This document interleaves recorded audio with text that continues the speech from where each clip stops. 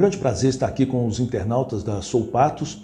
Meu nome é Marco Antônio de Castro Fonseca, sou médico, cardiologista, geriatra, paliativista. Tenho 40 anos de medicina, lido sempre com o ser humano, mas hoje estou aqui não para falar de medicina especificamente. Eu estou aqui para falar de uma aventura, de uma viagem, de um propósito de fazer uma peregrinação pelo caminho de Santiago de Compostela.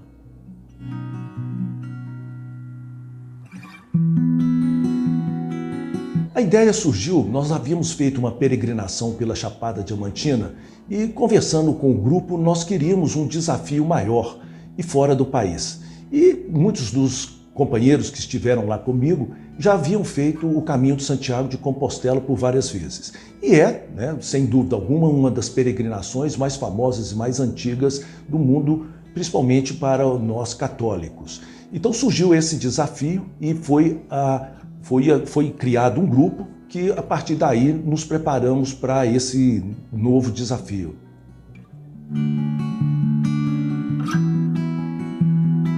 A maioria do grupo éramos mesmo aqui de Patos de Minas, né? Dentre eles o Olemar Sebastião Cacheta, o Emídio, que eu conheci do Tito, que já haviam feito esse caminho por várias vezes e que ajudaram, juntamente com o Magela, que era o nosso suporte, né, dentro no projeto e lá dentro também da Espanha. E fora isso, nós éramos, na verdade, acho que 11 pessoas que fizemos essa viagem.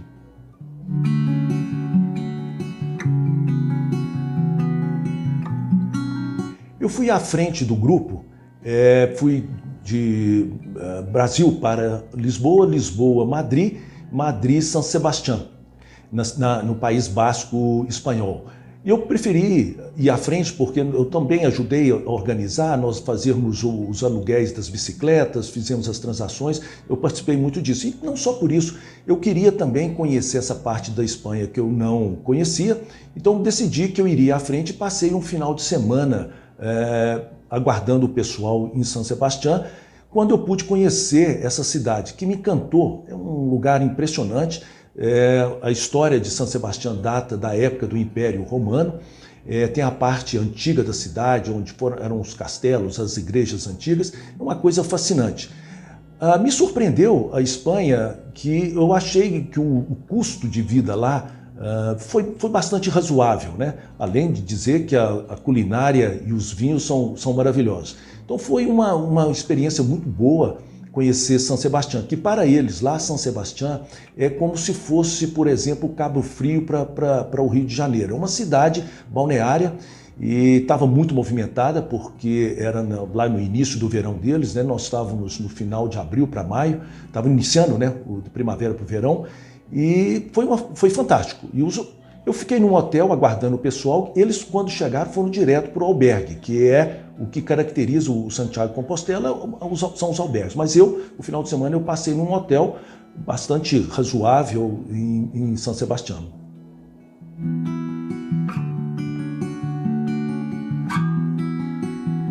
Bom, fazer o caminho de Santiago de Compostela, além de ser um desafio, e eu já havia lido alguns livros do Paulo Coelho e não havia lido o Diário de um Mago.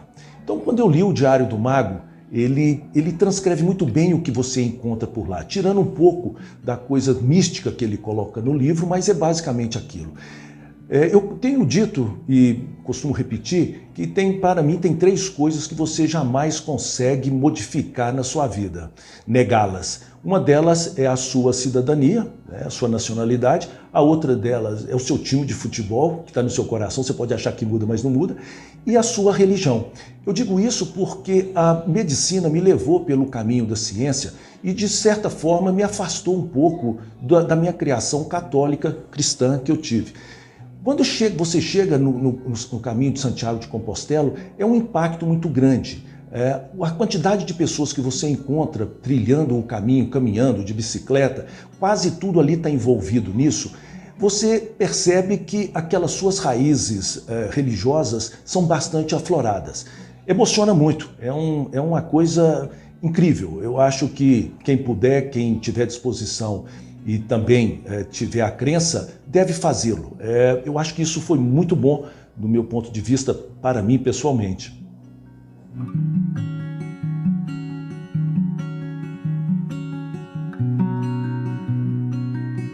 Eu sou um ciclista experimentado e ando muito por aqui. Nós fazemos muitas trilhas, costumo descer a Marabá em alta velocidade, mas eu, quando estava lá atravessando os Pirineus, eu até brinquei que no meio do caminho tinha uma curva, não era uma pedra, e eu não conseguia fazer a curva.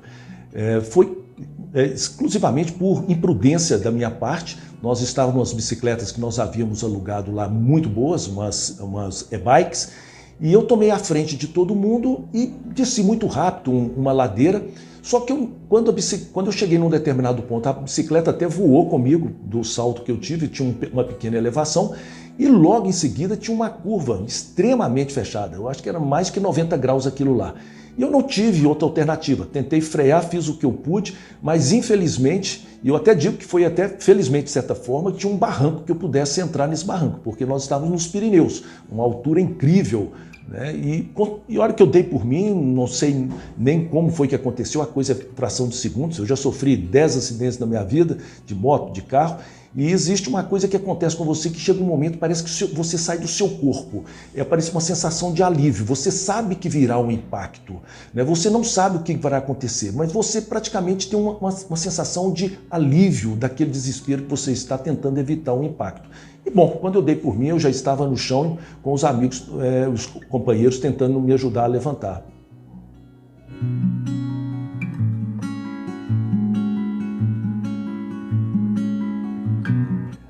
É incrível. Quando que eu dei por mim, que eu estava no chão, as primeiras sensações de você procurar, eu estou vivo, né? Estou vivo.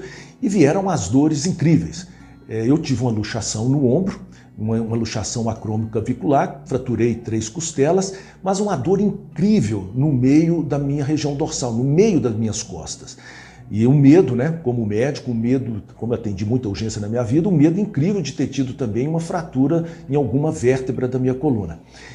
Era uma tarde, por volta de 4, 5 horas da tarde, eu acredito, de um dia com uma garoa, e nós estávamos no alto da montanha por volta de 6 graus centígrados. Um frio que você não pode imaginar. E quando você tem fraturas, parece que aquele frio entra no meio dos seus ossos. É uma dor incrível. Nós chamamos o Magela, que era o nosso suporte, que estava com o carro que eu havia alugado, mas para que ele conseguisse chegar no local onde nós estávamos, ele levou um tempo grande. E eu não conseguia pedalar, minha bicicleta estragou, e também não conseguia ir dos meninos, e não conseguia caminhar. E incrível que nesse período que eu fiquei lá assentada, aguardando com a dor impressionante, violenta, muitas pessoas passavam, muitos peregrinos passavam e falavam, falantes de francês, inglês, alemão, mas falavam em inglês, todos oferecendo ajuda, mas não tinha como ser ajudado naquele momento. E a partir dali, nós estávamos aguardando chegar para ir para o hospital, o mais próximo possível. Tive a solidariedade dos colegas, eu cito aqui até o Gabriel, o Conte, né, do Remídio, que me cedeu inclusive o casaco dele, o corta-vento dele, que eu estava com o meu também, mas o frio era muito intenso. E eu tremia de frio ali e de dor. A partir dali o Magela chegou, nós fomos de carro para o primeiro hospital que nós encontramos. Lá, São Sebastião, na língua basca, eles chamam de Donostia. Então, o tempo todo eles falam primeiro aquela língua básica. Então, nós fomos para o Hospital Universitário de Donostia, onde é que eu tive o atendimento médico.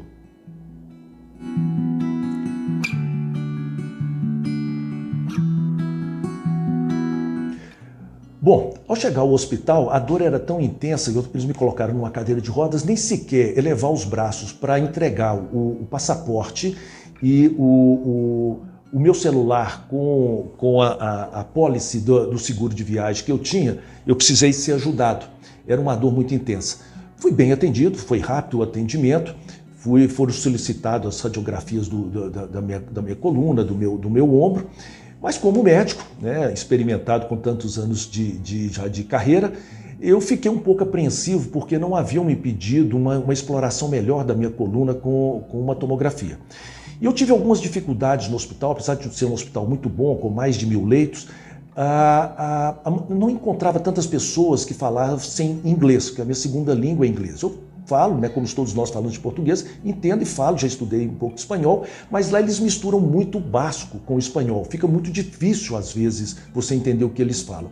Quando eu consegui uma médica que falava bem o inglês, eu expliquei a ela que eu era médico, então a minha apreensão a respeito da minha coluna, e ela me direcionou para, para fazer a tomografia. Interessante que ela me perguntou duas coisas: se eu concordaria em tomar alguns ml de fentanil e queria fazer e solicitar uma tomografia da minha coluna. Eu falei, pelo amor de Deus, me faça esse fentanil, porque foi um alívio imenso quando ela me fez o fentanil. E fizemos a tomografia, a partir dali ela disse que eu podia ficar tranquilo, não tinha fratura nenhuma na minha coluna. Então o risco de ficar paraplégico, tetraplégico estava afastado. Fiquei numa unidade de emergência deles lá por 3 dias. Aí, na verdade, faz uma diferença muito grande do acolhimento nosso brasileiro com o acolhimento espanhol. Eu fui bem tratado, me atendiam, mas eu não pude tomar banho, eu não podia levantar, que eu não conseguia me movimentar. A sorte que eu estava com o celular, me consegui lá, eles me emprestaram um carregador para eu falar com a Maria Alice, com a minha mulher aqui no Brasil, para tentar ver a minha volta para o Brasil. E eles queriam me dar alta no dia seguinte. Eu falei, olha, eu não consigo ir para casa, eu estou num hotel, meus amigos vão ter que continuar a peregrinação deles e eu não consigo sequer levantar e vestir minha roupa. Aí convenci, foi o único médico que foi atendido. Esse hospital prevalece o número de mulheres, a maior parte dos funcionários do hospital e médicos são mulheres.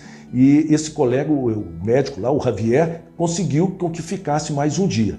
Mas foram momentos de muita dor. Quando eu percebi que eles não me medicavam com horário marcado com medicamentos para dor, com a experiência minha de médico, eu comecei a marcar no meu relógio de 4 em 4 horas, no máximo 5 horas, eu pedia remédio para dor. Mas olha, eu vou dizer a vocês, eu já sofri todos esses acidentes, eu nunca havia passado tanta dor na minha vida.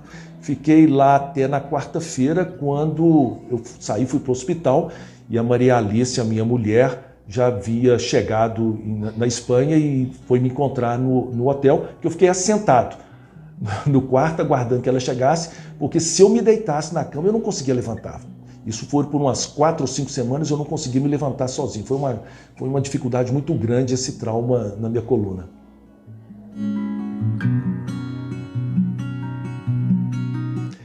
Esse era um grande desafio, apesar de que eu tinha minhas passagens na classe executiva, mas em São Sebastião é uma cidade pequena e eu teria que pegar um voo de São Sebastião para Madrid, descer no Terminal 4, do Terminal 4 pegar um ônibus, que é uma viagem enorme, até o Terminal 1, que é do Internacional, para eu pegar um novo voo de lá para Lisboa, Guarulhos. E eu pensava, eu não vou conseguir. Eu não sequer conseguia vestir uma roupa, nem minha mochila eu não conseguia carregar. E bateu o desespero, como é que eu vou embora para o Brasil? Aí, felizmente, eu tenho um primo, a quem eu agradeço muito, e não sei como poderia ser um agradecimento maior do que esse, o Luiz Fernando, que se dispôs a mandar o avião dele me buscar. Então, no dia que nós viemos, eu e a Maria Alice pegamos um táxi, um Uber, táxi, que lá não tinha Uber.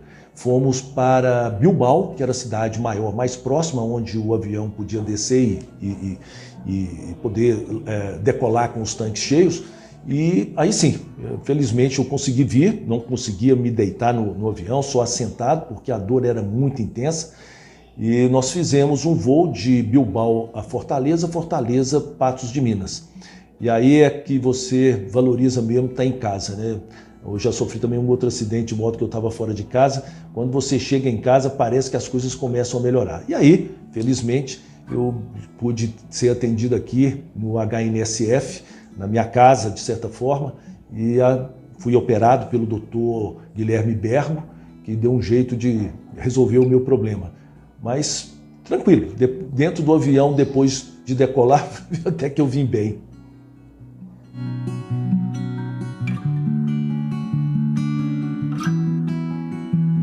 Eu acho que a cada coisa que acontece conosco, boas ou ruins, nós acrescentamos. Eu sou um fatalista, eu acredito no destino, eu acho que as coisas acontecem porque já estão traçadas mesmo.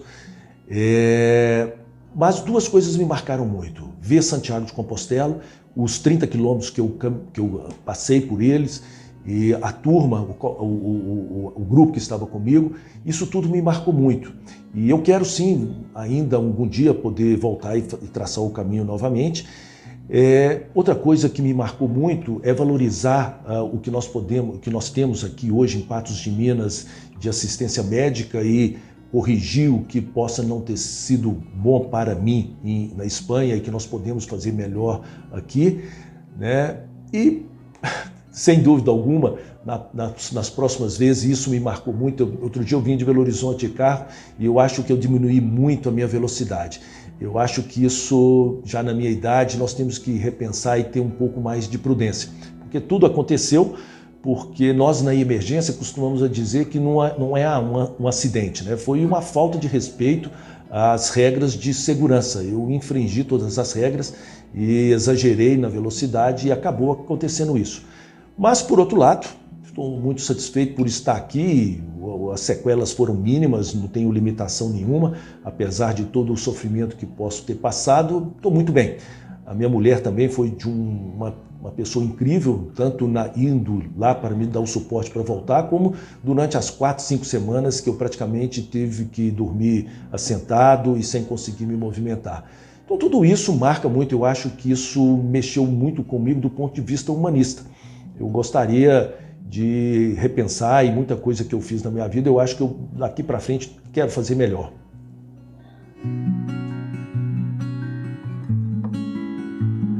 Quando eu li o livro do Paulo Coelho, uma coisa que me marcou muito foi que ele fazer o caminho de Santiago de Compostela, a primeira pessoa e a única que de fato deu apoio a ele para fazê-lo foi a esposa dele.